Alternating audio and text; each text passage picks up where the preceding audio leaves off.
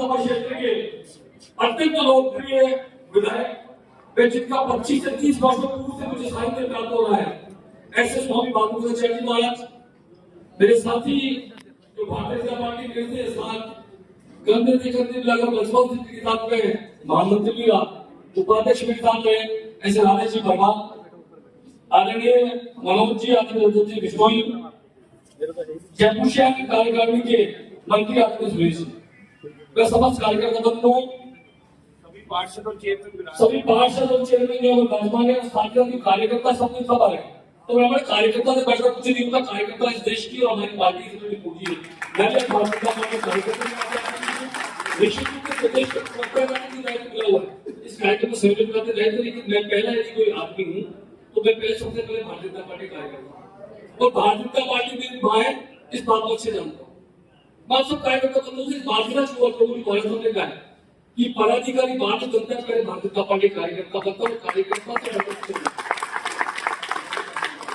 जब 7 वर्ष की उम्र में था तो भारतीय जनता पार्टी 77 में हम नारा लगाया करते जेपी की सरकार बनेगी, जनता जय जयकार करेगी और गवर्नमेंट में था 54। उस समय से भारतीय जनता पार्टी कार्यकर्ता ज्यादा मुझे काम करने का मौका मिल रहा है और आज तक भारतीय जनता पार्टी कार्यकर्ता के रूप में काम करते हैं। कभी कभी आप सब लोग फिर मैं बात शुरू करूँ तो आप सब लोग जो बैठते ना कभी सोचते हैं कि यार बोले पार्टी का है, सोचो की सोचते बताओ सीधे बताओ मानते हैं क्योंकि अगर आदमी अगर सोचते भारतीय जनता पार्टी में कहीं थी पार्टी कहीं ना करते ना बात। इस भारतीय जनता पार्टी ने ये परिवार दिया हम सबको जो हम साथ बैठे ये सुख दुख में खड़े हुए कार्यकर्ता आपके साथ है, सब भाई आपके साथ है, ये बहनें आपके साथ है, ये भारतीय जनता पार्टी एक परिवार किया भारतीय जनता पार्टी ने। फिर तो मालूम होना चाहिए मदद बने टिकट मांगने वाले हमसे 10 लोग और भी थे, लेकिन विधायक तो दूसरे बैठे विधानसभा में, लेकिन कार्यकर्ता लाख की संख्या में हो सकता है। जब तक भारतीय जनता पार्टी को बना रहेंगे तब तक भारतीय जनता पार्टी दोस्तों भारतीय जनता पार्टी एक सागर है। इस सागर में आप नदी आकर मिलती है तो राष्ट्र स्वरूप बनता है। इसी प्रकार से आप सब कार्यकर्ता जब वहां जाकर मिलते हैं तो परिप्रेक्ष्य में पड़ा भारतीय जनता पार्टी से जरूर मिलता है, उसकी फलीभूति बनती है कि देश के अंदर 2 से 30 तो 30 सीटें बनाकर देश में 30 बार फिर टकराव में नरेंद्र मोदी जी बनते हैं। ये किसका परिणाम है? ये आप सब कार्यकर्ता होने का सबका परिणाम। यदि आप जैसे कार्यकर्ता किसी और के पास होते तो वह भी सरकार ला सकता था, लेकिन 2 से उठकर तीसरी बार इस देश में सरकार बनाने वाली यदि कोई पार्टी है तो भारतीय जनता पार्टी है। नेहरू के बाद यदि मोदी जी मिले तो मोदी जी मिले तो 2 थे तो बॉम्बे का डिवीजन था। मुझे नहीं लगता कि हम में से कोई व्यक्ति बाबा गया को छोड़ दे तो कुछ मेरे लोग यहाँ पर बैठे हो पैसा बैठे हो सकते हैं तो कुछ लोग ही होंगे, लेकिन 2 थे तो दशा क्या थी हमारी और आज 3 जो है तो दशा क्या है हमारी। तब भी हम हमारे अंदर घमंड नहीं था, हमारे आज भी घमंड नहीं है। कनक कनक से 100 गोली और बाजब ताली का एक खाए बोराजन एक खाए पगला है। ये स्थिति किसकी थी? ये कांग्रेस की स्थिति थी। तो स्थिति क्यों थी? एक वो द्वारा स्थापित कांग्रेस जो राजीव गांधी के समय 400 जाति के बदहोश में जाकर शाहबाजों जैसा प्रकरण को लेकर हिंदुस्तान की राजनीतिक दृष्टि में राजनीति शुरू की। एक मोदी जी ने जो धारा 370 को हटाकर देश का मुकुट और फैमान बचाने का काम किया। ये फर्क है विचारधारा का। अब आप दोस्तों आप देखते होंगे जब खड़े होते हैं हम सब बाहर साहब बैठे हम सब बैठे आप सबने 2014 का चुनाव देखा है? देखा 2014 का चुनाव इस बात का चुनाव था।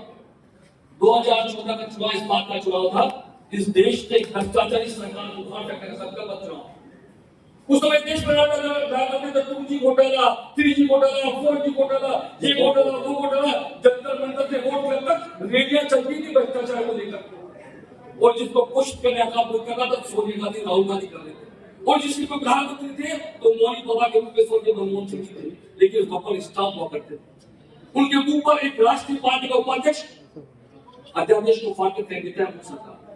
इस देश में 4 तो भ्रष्टाचार की घूस थी, लेकिन 2019 का चुनाव और 2014 का चुनाव एक संकल्प चुनाव था फिर से ईमानदार सरकार को इस देश में खड़े कर देने वाली सरकार का चुनाव।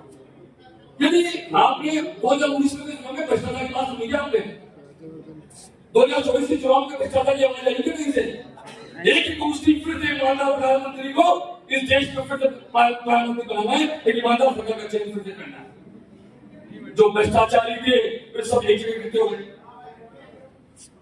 लेकिन ये वह भारतीय जनता पार्टी है जिसके पहले घोषणा पत्र में 1980 में अटल जी के नेतृत्व में सरकार बनी तो हमने संकल्प लिया था कि राम मंदिर का निर्माण करेंगे। और 2024 में जब भारतीय जनता पार्टी सरकार बन चुकी उसके पहले ही हमने राम मंदिर निर्माण किया। ये संकल्प था जब पूछते थे हमसे रामलला आएंगे मंदिर वही बनाएंगे तो पूछा करते थे मुझे रामलला मंदिर तारीख तो बताओ। लेकिन भारतीय जनता पार्टी सरकार ने पहले अपने घोषणा पत्र में वादा किया था 1980 में वादा किया कि हम राम मंदिर का निर्माण करेंगे और जब भारतीय जनता पार्टी सरकार बनी तो ये देश के अंदर राम मंदिर निर्माण करके रहे। ये भारतीय जनता पार्टी का संकल्प विचार था। यही पहले घोषणा पत्र में हम जनता की जवाब से मांग कर रहे थे इस देश में एक विधान एक विचार और एक विधान चलेगा। यदि आजाद भारत का पहला कोई शहीद हुआ तो भारतीय जनता के हमारे राष्ट्रीय अध्यक्ष शाहबाज मुखर्जी हुए कि नहीं हुए। इस देश के अंदर दो विधान को तोड़कर पंडित को तोड़कर कश्मीर में प्रवेश किया। उस धारा 370 को हटाने का किसने किया? इस भारतीय जनता पार्टी कार्यकर्ता प्रधानमंत्री नरेंद्र मोदी ने किया।